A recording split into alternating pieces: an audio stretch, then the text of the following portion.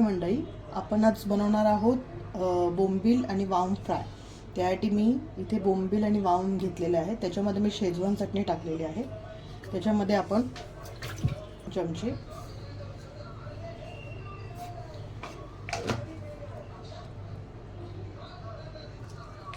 यात आपण हळद टाकणार आहोत 1 चमचा. याच्यामध्ये आपण काश्मीरी लाल मिरची पावडर टाकणार आहोत कलरसाठी छोटे चमचे. यामध्ये आपण एक अख्खा लिंबू टाकणार आहोत.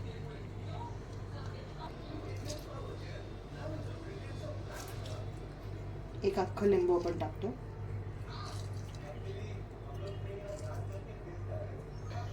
आणि हे टाकल्यानंतर असं सगळं मिक्स करून घ्यायचं.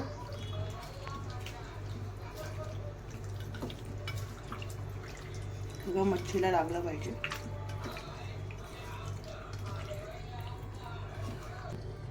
आता हे आपण व्यवस्थित लावून ठेवलेलं हे आपण जवळजवळ अर्धा 1 तासासाठी मॅरिनेट करून ठेवणार आहोत.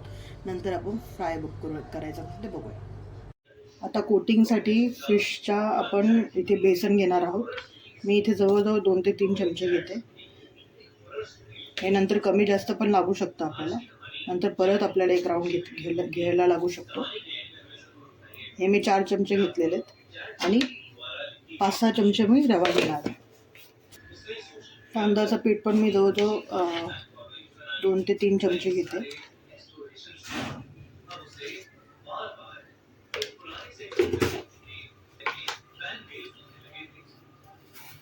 आणि रवा पण सेम, म्हणजे बेसन 4 चमचे,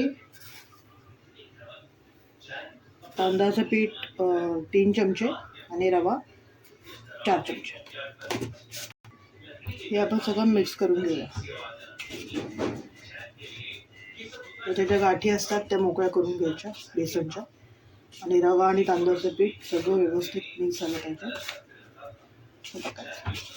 आता जर मी घेतलेल्या मच्छीला हे जर बॅटर माझं पुरलं नाही तर मला अजून बनवायला लागेल. यासाठी मी बोलली की तुम्हाला जसं लागेल तसं घ्यायचं. फक्त प्रमाण लक्षात ठेवा. 4 चमचे बेसन, 3 चमचे तांदळाचं पीठ आणि 4 चमचे रवा, सेम चमचे. आता आपण इथे पॅनमध्ये तेल तापवायला ठेवलं आणि याच्यात आपण फिश फ्राय करूया. तेल गरम झालं आहे.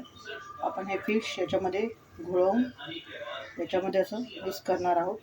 व्यवस्थित कोट करून मग याच्यामध्ये असं तेलामध्ये फ्राय करणार आहोत. मी इथे वाम आणि बोंबील घेतलेले, ते मी वामचा एक तुकडा आणि बोंबीलचा एक तुकडा दोन्ही दाखवते तुम्हाला. व्यवस्थित कोट करायचं आहे, सगळीकडे लागलं पाहिजे. आणि आपण हे सगळ्या फिश फ्राय करायला टाकून देऊ. आता आपली एक साईड फ्राय झाली असेल तर आपण ही अशी पलटून घेऊया. दुसऱ्या साईड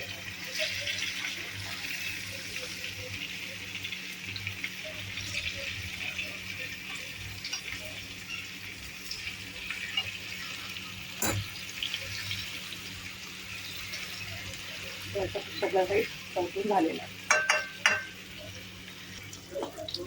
आता ही आपली फिश फ्राय झाली आहे. आपण हे काढून घेऊया. व्यवस्थित तेल मिसळून द्यायचं आणि मग टिश्यू पेपरवरचं काढून घ्यायचं.